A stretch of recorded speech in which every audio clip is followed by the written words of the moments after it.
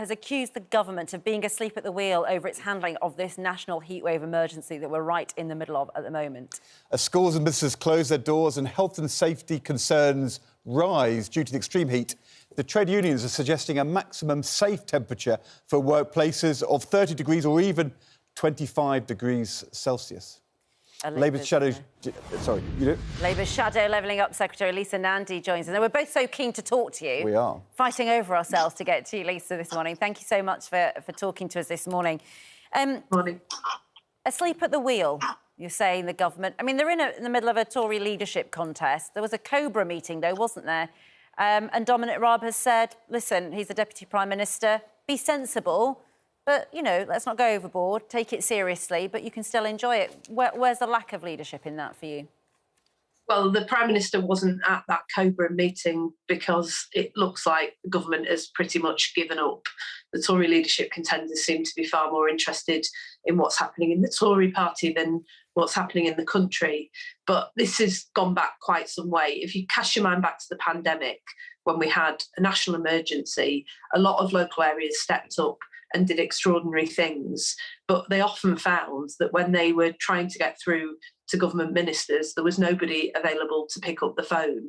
If we are going to have more of these frequent extreme weather events and high temperatures, then it seems to us to be really important that you would have somebody at the heart of government who was tasked with coordinating all of that, learning from local areas that are getting it right and spreading that good practice, and making sure that you don't have this patchwork across the country where some places are stepping up and putting in place local resilience plans and other places are not. That's why we're saying a dedicated minister in the Cabinet Office would be a good start.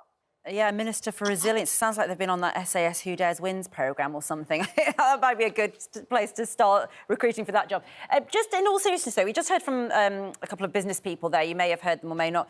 You know, saying, you know, there is a lack of policy here about what should be the maximum temperature in a working office that workers can expect to be kept at and to be able to work effectively. The unions are saying 25 degrees. Labour is saying 30 degrees. Also, schools, you know, some are shut, some are not. What's your view on all of that, then? A, what should be the temperature policy in an office on a day like this in a heat wave? And secondly, should all the schools be shut today? Well, we've long called for a maximum temperature at work, not least because there are some people who work in very high temperatures all year round. I used to have a big Hovis factory in my constituency, and bakers notoriously work in very hot, very difficult conditions, which can have a huge impact on them in terms of the impact of heat on the body, respiratory illnesses like asthma, which are much more prevalent amongst people who work in those industries, and lowering the temperature can make a significant difference. Of course, businesses need help to adapt to those regulations, but I think we heard from the businesses on your show just a moment ago that the real problem is the absence of any guidance or leadership from government, and that's why we think clarity about this would be a really big step forward.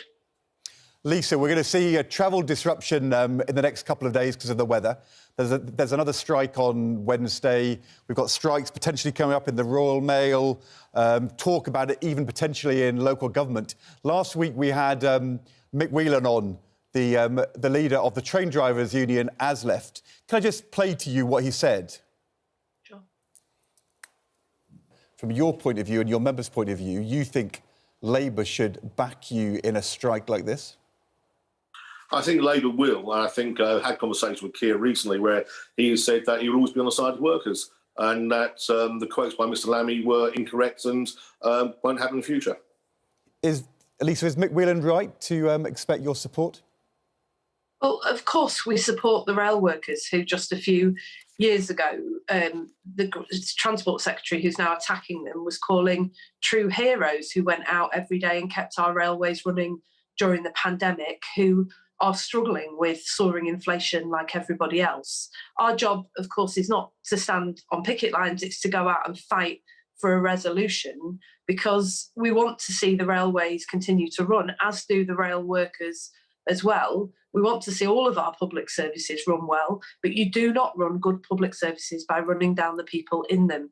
They are the absolute backbone of those industries. They've been struggling with the cost of living crisis, but in truth, they haven't had a pay rise for a very long time.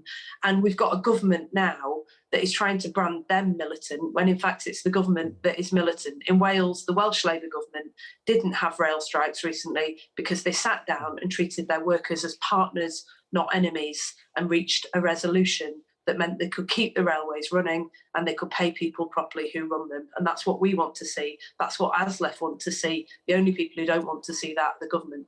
But if the government carries on the way it's been acting, you're saying you won't join the picket line, but you do support the strike? Well, look, I'll be in Parliament speaking up for those rail workers, whether it's the ticket office staff and cleaners who were on strike the other week, whether it's the home care workers who are struggling now even to keep pace with the national minimum wage, the legal minimum, whether it's the train drivers, the postal workers, all of these people who only a few short years ago the government was falling over themselves to go out and applaud and is now treating as an enemy. I will be in Parliament standing up for those people and their right to be treated fairly and properly. You don't run good public services by running down the people in them. And privately, some of the more sensible ministers in government know that. They're just not prepared to admit it publicly because the entire country is gripped in this psychodrama of a Tory leadership contest. It's just and you're the shadow local government secretary, local government workers hit by the cost of living crisis. You're also saying, therefore, that the Labour shadow would be supporting local government striking workers if they go on strike? Well, I actually challenged Michael Gove on this across the dispatch box 2 weeks ago, just before the Tory party imploded and he got himself sacked. The local government finance settlement was calculated at a time when inflation stood at 3%. It's now 9% and rising. Tory councils, Labour councils right across this country are saying they cannot square this circle, even to keep pace with the national minimum wage, the legal minimum for home care workers. We're going to have to see a 4% increase every year over the next 3 years. The councils simply can't afford it. They're struggling with high inflation costs as well. That's why the government has to get on the front foot about this. They shouldn't just be drifting into a summer of discontent. They should be standing up right now, getting around the table and doing their job. The problem facing this country is not that we've got workers contemplating strike action, is that we've got a government that is on strike, and they need to step up now and start doing their actual job. Thank you, Lisa Nandy. That was very clear indeed. Appreciate it.